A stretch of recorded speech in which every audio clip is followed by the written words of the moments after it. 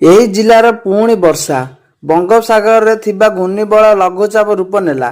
ବଡ଼ ବର୍ଷା ନେଇ ଆଲର୍ଟ। ତ କ'ଣ ରହିଛି ସମ୍ପୂର୍ଣ୍ଣ ଅପଡେଟ୍ ଜାଣିବା ତା ପୂର୍ବରୁ ଯଦି ଆମ ଚ୍ୟାନେଲକୁ ସବସ୍କ୍ରାଇବ୍ କରିନାହାନ୍ତି ଏବେ ହିଁ ଚ୍ୟାନେଲକୁ ସବସ୍କ୍ରାଇବ୍ କରି ଅଲ୍ ନୋଟିଫିକେସନକୁ ଅନ୍ କରିଦିଅନ୍ତୁ, ଯାହାଦ୍ୱାରା ଆଗକୁ ଏହିପରି ଅପଡେଟ୍ର ନୋଟିଫିକେସନ ସର୍ବପ୍ରଥମେ ପାଇପାରିବେ। ବଙ୍ଗୋପସାଗରରେ ଥିବା ଘୂର୍ଣ୍ଣିବଳୟ ଲଘୁଚାପ ରୂପ ନେଇଛି। ଏବେ ରହିଛି ଦକ୍ଷିଣ ପଶ୍ଚିମ ବଙ୍ଗୋପସାଗର ଓ ପାର୍ଶ୍ୱବର୍ତ୍ତୀ ଗାଙ୍ଗେୟ ପଶ୍ଚିମବଙ୍ଗ ଉପରେ। ପଶ୍ଚିମ ଉତ୍ତର ପଶ୍ଚିମକୁ ମୁହାଁଇ ଆଉ ଟିକିଏ ଘନୀଭୂତ ହେବ ଆସନ୍ତା 24 ଘଣ୍ଟାରେ। ଏପଟେ ମୌସୁମୀ ଆଗେଇବା ସହ ରାଜ୍ୟରେ ବହୁ ସ୍ଥାନରେ ବର୍ଷା ହୋଇଛି।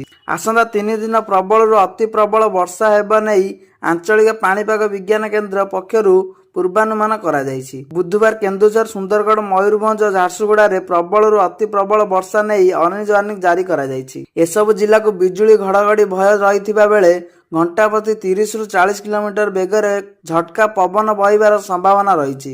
ଅନ୍ୟପଟେ ବାଲେଶ୍ୱର, ଭଦ୍ରକ, ସମ୍ବଲପୁର, ଦେବଗଡ଼, ବରଗଡ଼, ଅନୁଗୁଳ, ଢେଙ୍କାନାଳ, ଯାଜପୁର, କେନ୍ଦ୍ରାପଡ଼ା, ଜଗତସିଂହପୁର ଓ କଟକ ଆଦି ଜିଲ୍ଲାକୁ ବଜ୍ରପାତ ପାଇଁ ୟେଲୋ ୱାର୍ଣ୍ଣିଂ ଜାରି କରାଯାଇଛି। ସେହିପରି ପ୍ରବଳ ବର୍ଷା ନେଇ ପୁରୀ, ଖୋର୍ଦ୍ଧା, ନୟାଗଡ଼, ଗଞ୍ଜାମ, ଗଜପତି, ସୋନପୁର, ବୌଦ୍ଧ, ନୂଆପଡ଼ା, ବଲାଙ୍ଗୀର, କଳାହାଣ୍ଡି, କନ୍ଧମାଳ, ନବରଙ୍ଗପୁର, ରାୟଗଡ଼ା ଓ ମାଲକାନଗିରି ଆଦି ଜିଲ୍ଲାକୁ ୟେଲୋ ୱାର୍ଣ୍ଣିଂ ଦିଆଯାଇଛି। ତେବେ 19 ତାରିଖ ପର୍ଯ୍ୟନ୍ତ ସମୁଦ୍ର ଅଶାନ୍ତ ରହିଥିବାରୁ ଏହି ସମୟରେ ମତ୍ସ୍ୟଜୀବୀଙ୍କୁ ସମୁଦ୍ର ଯିବାକୁ ବାରଣ କରାଯାଇଛି। ବର୍ଷା ସମୟରେ ବଜ୍ରପାତ ପାଇଁ ସତର୍କ କରିବାକୁ ନିର୍ଦ୍ଦେଶ ଦିଆଯାଇଛି।